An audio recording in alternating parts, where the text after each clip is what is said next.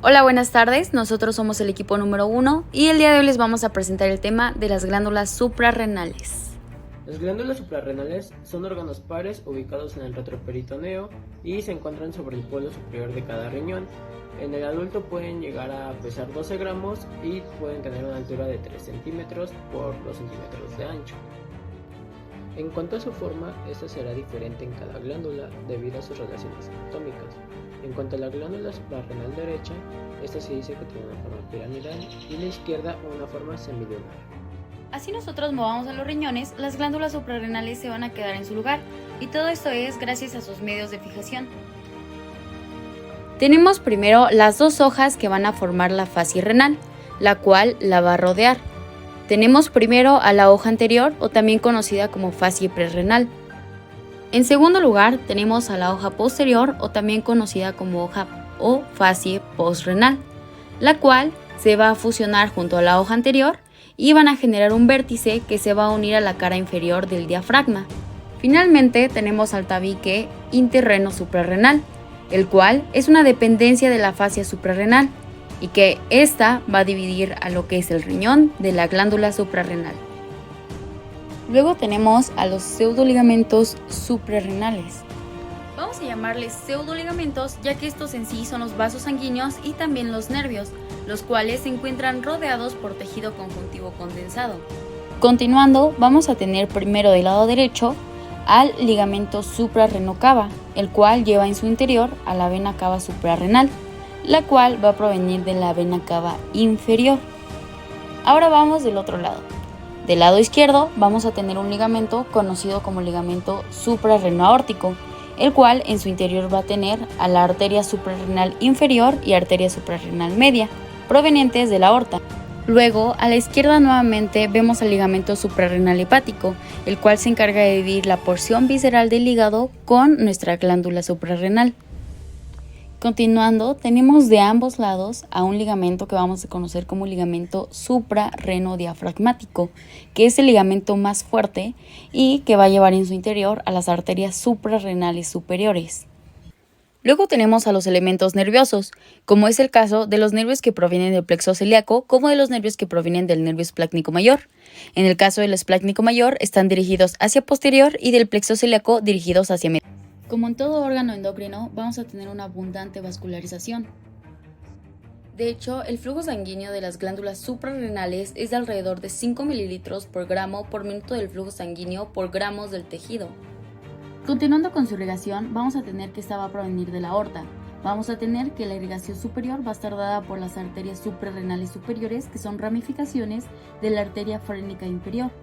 También vamos a ver que va a haber arterias suprarrenales medias y arterias suprarrenales inferiores, las cuales se van a encargar de irrigar a toda nuestra glándula.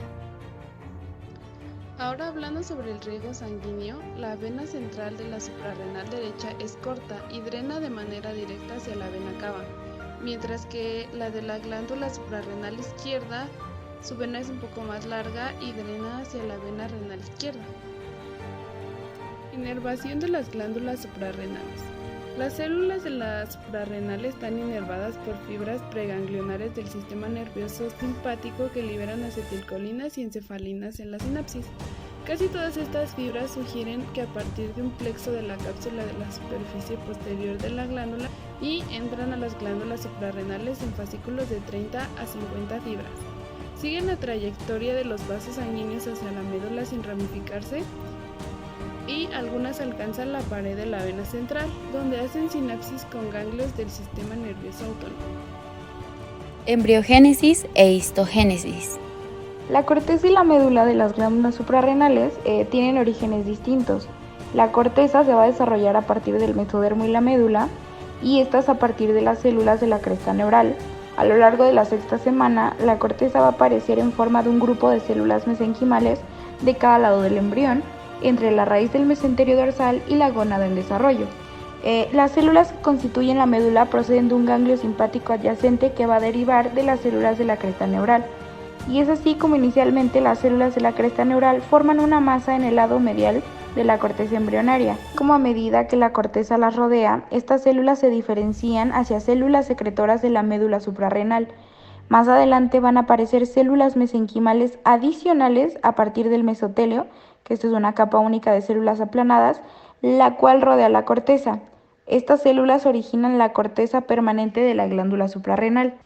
Y como tal, en relación con el peso corporal, las glándulas suprarrenales del feto son entre 10 a 20 veces mayores que en una persona adulta y también son más grandes comparadas con los riñones.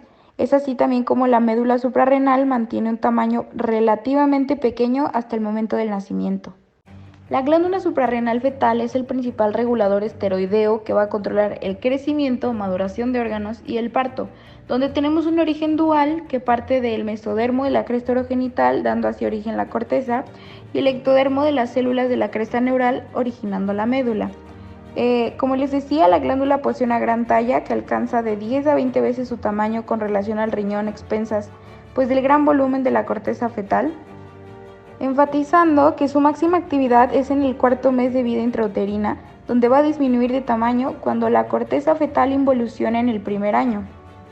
Lo que resulta necesario saber es que el 80% se va a degenerar y solo el 20% restante va a persistir en la vida adulta, secretando así cortisol. La corteza suprarrenal en el nacimiento va a desaparecer, excepto la capa que formará la zona reticular. En el recién nacido se observan diferenciadas las zonas glomerular y fascicular desde el 7º al 8º mes de vida prenatal, donde la zona reticular solo se identifica al final de los 3 años. Es así cuando en la etapa de la pubertad se adquiere la estructura característica de la glándula en la zona. La glomerular va a ser externa y va a producir aldosterona, la fascicular es la zona media y produce cortisol, y la reticular es la zona interna que produce andrógeno. Tenemos que hormonas como la norepinefrina, la epinefrina y la dopamina van a empezar a secretarse de la 10 a la 15ª semana, y las funciones de las catecolaminas, que va a ser subir la producción de surfactante pulmonar, aumenta tensión arterial, aumenta la resistencia vascular periférica, aumenta la glucogenólisis, la termogénesis y disminuye la insulina. La mayoría de las glándulas se forman como brotes epiteliales, ya sea de origen ectodérmico o endodérmico, y mesénquima circundante que forma estroma y tejido conectivo, dada por la interacción epitelio y mesénquima. Durante el desarrollo normal de las glándulas endocrinas se ponen de manifiesto los mecanismos básicos del desarrollo, siendo así que la placenta juega un rol primordial como reguladora de la función endocrina fetal durante el primer trimestre, cuando aún en el feto no hay secreciones hormonales efectivas, y es alrededor de las 20 semanas con la aparición del eje hipotálamo hipofisario que se sustituye la función endocrina placentaria por la fetal. Y en relación a esto, viene de la mano que pueden ocurrir defectos congénitos en las mismas por diferentes causas. También tenemos ciertos defectos del desarrollo de la glándula, empezando por una hiperplasia adrenal congénita que es causada por un defecto genético determinado por la deficiencia de enzimas de la corteza suprarrenal que van a ser necesarias para la síntesis de varias hormonas esteroideas, que nos puede causar un desarrollo sexual precoz. También tenemos ciertos defectos del desarrollo de la glándula, empezando por una hiperplasia adrenal congénita que es causada por un defecto genético determinado por la deficiencia de enzimas de la corteza suprarrenal que van a ser necesarias para la síntesis de varias hormonas esteroideas. Siendo que las glándulas suprarrenales tienen un doble origen embriológico, les hablaré acerca del cortical, es decir, de la corteza suprarrenal. La corteza deriva del mesodermo siendo la zona periférica y se ve por primera vez a la 6ª semana como una agregación de las células mesenquimatosas. Tiene origen de epitelio celómico o se ha parecido a los conductos paramesonéfricos y existe el dilema acerca si el epitelio celómico es plano o somatopleural. La corteza tiene 3 capas, una de ellas y la más externa es la glomerular que nos ayuda a la síntesis de mineral corticoides, la más importante es la aldosterona que nos ayuda a regular el sodio, el potasio y el equilibrio ácido-base que es estimulada por angiotensinatos. La capa fascicular sintetiza glucocorticoides que regulan la glucosa ya que son hiperglucemiantes y se liberan en momentos de estrés o en un potente medio de inflamación, mientras que la capa reticular tiene la capacidad de liberar hormonas sexuales masculinas. Sin embargo, no todas las capas de la corteza están presentes al nacer, ya que la capa reticular es postnatal, lo que significa que se formó en la primera infancia, mientras que las otras 2 se formaron prenatalmente.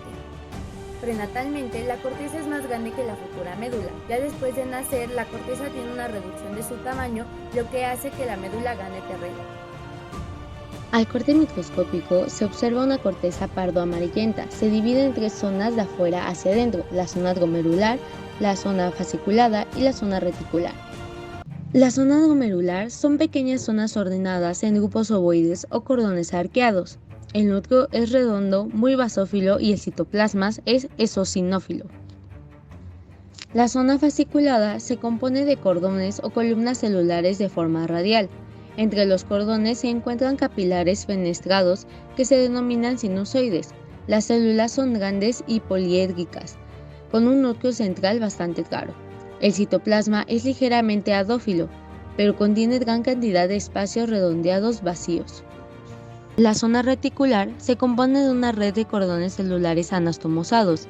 Estos, a su vez, se componen de una única hilera de células cilíndricas con citoplasma eosinófilo, que contiene gránulos pardos de lipofucsina. Bueno, ahora yo les voy a hablar sobre las glándulas suprarrenales medular o ectodermo. Surge en el feto a partir de las células primitivas de la cresta neural, la simpatogonia, y a las 6 semanas de gestación estos grupos de células primitivas migran a lo largo de la vena central y entran a la corteza suprarrenal del feto para formar la médula suprarrenal, que es detectable hacia la 8ª semana. La médula suprarrenal en este momento está compuesta de simpatogonia y feocromanoblastos, y a continuación maduran hacia cromocitos. Las células aparecen en estructuras parecidas a rosetas de las células más primitivas, ocupan una posición central. Pueden encontrarse gránulos de almacenamiento en estas células a las 12 semanas. Las médulas suprarrenales son muy pequeñas y amorfas en el momento del nacimiento, pero se desarrollan hacia la forma de adulto reconocible hacia el 6º mes de vida postnatal. Bueno, ahora les voy a hablar sobre su histología. Son células grandes de aspecto epiteloide, forman masas ovoides y cordones en íntima relación con los capilares sanguíneos y las vénulas. También sintetizan las catecolaminas, las almacenan en los gránulos formando un complejo junto con las proteínas cromagranina y las liberan por exocitosis. También, si el tejido se fija con solución de sales de cromo, los gránulos adquieren un color parduzco que corresponde al producto de reacción de los gránulos de las sales con las cetocolaminas. Por eso se han recibido el nombre de células cromafines. Y bueno, las células cromafines, el 90% segregan adrenalina y el resto, que es el 10%, noradrenalina, inervada por fibras simpáticas pregangliales. Ambos tipos de células son difíciles de diferenciar. Ambos poseen un citoplasma levemente basófilo y pueden identificarse con métodos histoquímicos. Las células noradrenérgicas se distinguen a nivel ultraestructural por su contenido de gránulos densos rodeados de un halo claro, y las células adrenérgicas con gránulos homogéneos más pequeños y menos densos.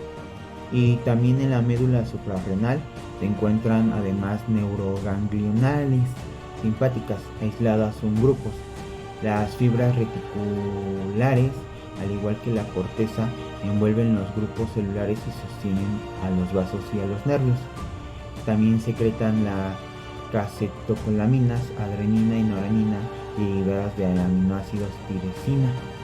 Su estructura química de la adrenalina y la noradrenalina son semejantes, pero difieren lo suficiente para generar efectos fisiológicos diferentes, que ahorita se los voy a mencionar. La adrenalina acelera el ritmo cardíaco sin aumentar de manera significativa la presión arterial, y también eleva el metabolismo basal y el consumo de oxígeno.